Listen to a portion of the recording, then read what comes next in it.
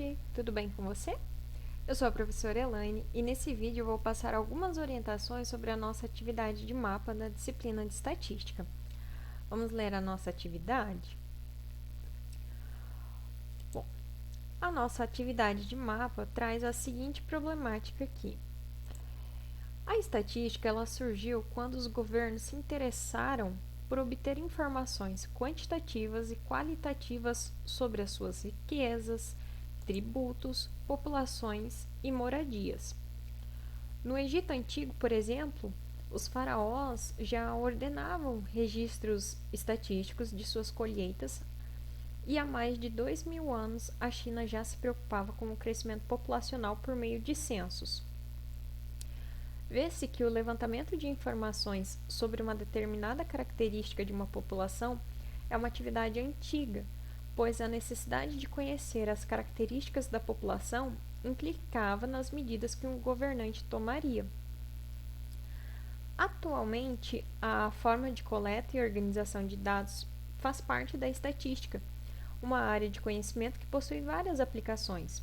No Brasil, nós temos o Instituto Brasileiro de Geografia e Estatística, o IBGE. Esse órgão é responsável pelo levantamento de informações geográficas e estatísticas do Brasil. E você pode saber mais sobre essa instituição acessando o link aqui do IBGE. A grande vantagem de empregar os métodos estatísticos está relacionada à tomada de decisões. Geralmente não é necessário coletar informações de toda a população, apenas de uma amostra que seja representativa. A partir de métodos estatísticos, é possível inferir que os comportamentos da amostra refletem o comportamento da população. E dentre os conhecimentos estatísticos, nós podemos fazer uso das chamadas distribuições de probabilidades. O cálculo de uma probabilidade nos fornecerá um valor percentual que caracteriza as chances do fenômeno em estudo ocorrer. Quanto maior o valor da probabilidade, é mais provável que o fenômeno ocorra. As distribuições de probabilidade elas podem ser divididas em discretas e contínuas. As distribuições discretas de probabilidade são caracterizadas pela contagem de variáveis aleatórias discretas, isto é, tais variáveis assumem apenas valores inteiros em sua contagem, como, por exemplo, a quantidade de peças em um lote. Por outro lado, as distribuições contínuas de probabilidade são caracterizadas pela contagem de variáveis aleatórias contínuas, isto é, variáveis que assumem como valores possíveis os números reais, por exemplo, a altura das pessoas de uma família. Além do uso da estatística para estudos de dados populacionais, ela é fundamental para a indústria, permitindo coletar e analisar dados para tomar decisões importantes. As empresas elas podem identificar padrões, medir a qualidade do produto, otimizar os processos de produção, fazer previsões e avaliar o impacto de variáveis no desempenho do negócio. Então, imagine a seguinte situação em uma empresa de parafusos. Sabe-se que a proporção de parafusos defeituosos em um lote é de 10%. Cada lote produzido por essa empresa contém 50 parafusos. Com base nas informações anteriores, responda. Letra A. Qual é a probabilidade de que em um lote tenha 5 parafusos defeituosos? Letra B. Qual é a probabilidade de que em um lote tenha, no máximo, 2 parafusos defeituosos? E letra C. Qual é a média de parafusos defeituosos em um lote? Bom, o objetivo dessa atividade de mapa é identificar a distribuição de probabilidades e calcular ela corretamente. Então, para a gente começar nessa situação, problema, qual que é a variável aleatória em estudo, né? Como que nós identificamos essa variável aleatória? Vamos olhar para a pergunta aqui do nosso item A. Então, aqui no item A, nós temos a seguinte pergunta: qual é a probabilidade de que em um lote tenha 5 parafusos defeituosos? Se a gente for escrever, né, esta pergunta com a notação matemática, a gente vai escrever ela da seguinte forma, né?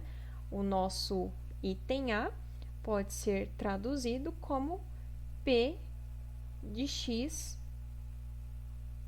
igual a 5, ok? Onde o que nós temos aqui, né? O que nós entendemos como P de x igual a 5? Nós podemos reparar que o x igual a 5, ele vai indicar que 5 parafusos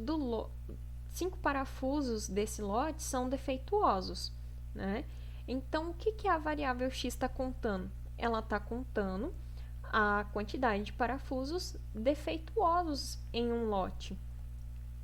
E no caso, qual que é a quantidade de parafusos que nós temos em um lote, né? Aqui no texto, nós temos que um lote contém 50 parafusos, certo? Então, desses 50 parafusos, qual que é a probabilidade de que 5 deles sejam defeituosos, né? Então, agora que a gente identificou a variável aleatória, essa variável aleatória, ela é discreta ou ela é contínua, né? Então, agora que a gente identificou, né, a variável aleatória e a natureza dela, né? Então, pense, essa variável aleatória x, o que ela representa, o que ela está contando, o que ela está medindo. Se ela só admitir números inteiros como resposta, ela é uma variável aleatória discreta. Se ela admitir como resposta números reais, que são números que podem ser decimais, né, números com vírgulas, esta variável aleatória x, ela é contínua, tá? Então, com essas dicas, vocês têm condições aí de identificar se a variável aleatória ela é discreta ou contínua. E qual que é a importância de identificar a natureza dessa variável, né? Bom, a importância disso é que agora que a gente sabe a natureza dessa variável, a gente pode verificar qual distribuição de probabilidade se aplica a ela, né? Então, por exemplo, algumas distribuições de probabilidades que nós temos estudado no livro. Será que essa nossa problemática se aplica a distribuição binomial nela? Será que nessa problemática a gente pode aplicar a distribuição de Poisson? Será que nesta problemática a gente pode aplicar a distribuição normal? Então, como identificar qual dessas distribuições a gente vai aplicar, né?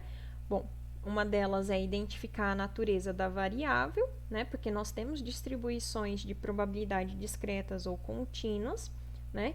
E outra forma de identificar a distribuição de probabilidade é que o texto traz algumas informações sobre a situação problema.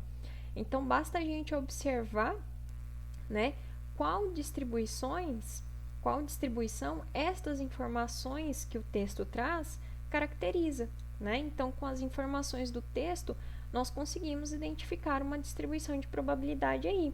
E identificando essa distribuição de probabilidade, a gente consegue resolver aqui o nosso item A.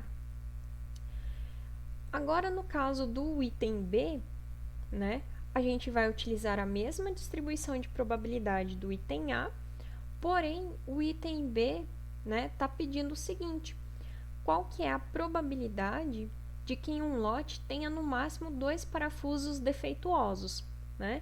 Então, no máximo 2 parafusos defeituosos, como é que eu identifico no máximo 2? No máximo 2 eu posso caracterizar como x maior que 2? Ou eu posso caracterizar como x menor que 2? Ou será que eu posso ainda caracterizar no máximo 2 como sendo x maior ou igual a 2? Ou x menor ou igual a 2? Né? Então, olhando para essas quatro formas, qual dessas 4 formas se adequa ao item B, né? Então, nessas 4 desigualdades aqui, qual dessas 4 desigualdades aqui se adequa à situação de no máximo 2 parafusos. Identificando qual delas se adequa à nossa pergunta, é só calcular a probabilidade, né? Aí a gente precisa saber o que é calcular a probabilidade de x maior que 2, probabilidade de x menor que 2, né? Ou maior igual ou menor igual. Ok? Bom, e aí no item C, né, tá pedindo pra gente qual é a média de parafusos defeituosos em um lote. Então, existe uma forma para calcular a média, né? Ou também conhecida esperança da distribuição, tá?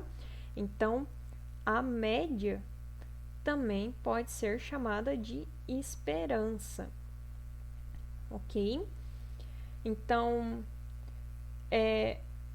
já que a gente já sabe qual é a distribuição de probabilidades, né, porque a gente utilizou uma determinada distribuição no item A e no item B, basta a gente procurar, né, qual que é a fórmula da esperança dessa distribuição de probabilidades e trocar todos os parâmetros para calcular o valor da esperança, tá? Para calcular o valor da média. Então, se por exemplo eu estou usando a distribuição normal no exercício, eu vou olhar como é que eu calculo a média, né, ou a esperança de uma distribuição normal, ok? Isso tem lá no livro.